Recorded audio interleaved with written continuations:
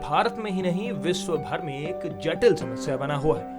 Cancer रोगियों की संख्या में भी निरंतर बढ़ोतरी देखने को मिल रही है। कैंसर का नाम सुनते ही इंसान अजीब तरीके का डर पैदा हो जाता है। रिपीट, कैंसर का नाम सुनते ही इंसान में अजीब तरीके का डर पैदा हो जाता है। विश्व में विभिन्न प्रकार के कैंसर से पीड़ित हर 3 में से एक व्यक्ति कोलन या बड़ी आंत के कैंसर से ग्रस्त है।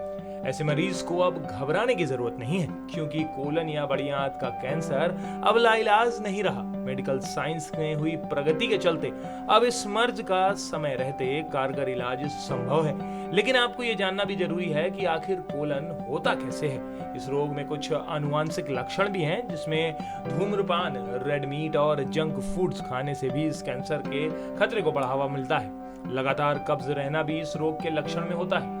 अगर हमें कोलन हुआ है तो इसकी पहचान हम ऐसे भी कर सकते हैं। हमारे मल में रक्त आता है, वहीं एनीमिया यानी खून की कमी होती है, पेट में दर्द भी रहता है, भूख न लगना और वजन कम होना भी इसकी निशानी है। वहीं पेट फूलना, रेक्टम या मलाशय की पूरी तरह खाली नहीं होना, कमजोरी महसूस करना आदि लक्षणों में बड़ी आंत का कैंसर है इसका संकेत होता है।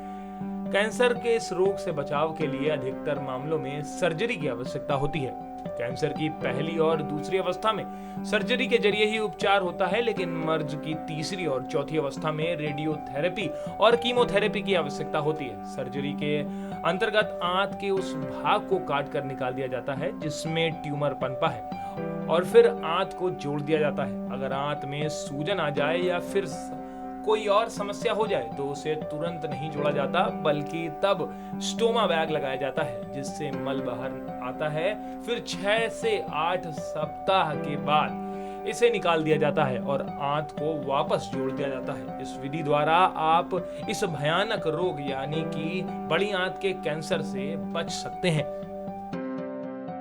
Next 9 cure and health desk की रिपोर्ट।